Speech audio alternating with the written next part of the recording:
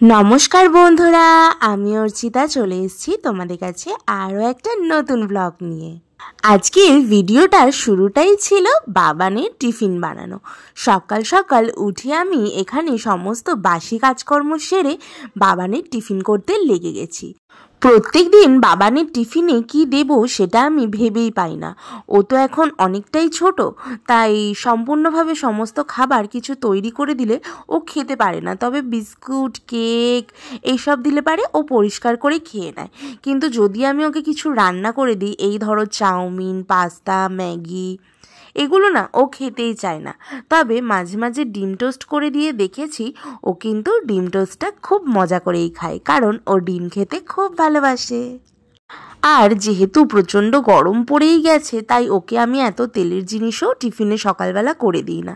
Simple খাবার দাবারই দিই, একটু ফল, বিস্কিট, কেক এইসবই ও রেগুলার নিয়ে যায়। তবে মাঝে সাঝে ইচ্ছে গেলে ওকে একটু ডিম টোস্ট বা একটু গোলা রুটি এইসব টুকটাক মাঝে সাঝে করে দিই।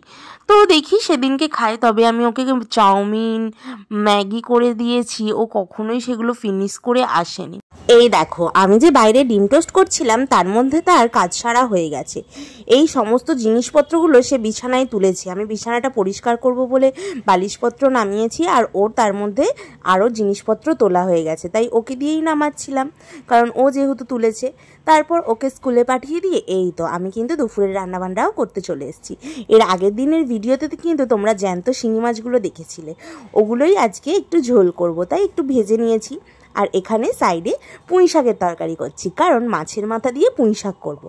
মাছের মাথা দিয়ে পুঁই শাকের তরকারি খেতে কিন্তু অসাম লাগে। এই দেখো, একটা মুড়ো আমি ভাজতে দিয়ে দিয়েছি, আর একটা মুড়ো এখনও রয়েছে। আর ওই আনাজগুলো কাটা শিঙি মাছের ঝোল করব বলে। সারা দিন সংসারে প্রচুর প্রচুর কাজকর্ম থাকে, কিন্তু সেটা আর এই 3 মিনিটের ভিডিওতে কি দেখানো যায় সম্পূর্ণ? তাই ভিডিওটা কিন্তু অনেক ফাস্ট করেই আমরা আপনাদের কাছে তুলে ধরি। যাই হোক, দুপুরের সমস্ত কাজকর্ম কমপ্লিট করে সন্ধ্যাবেলায় চলে এসেছে। একটা পার্সেল এসেছিল, বুঝলে?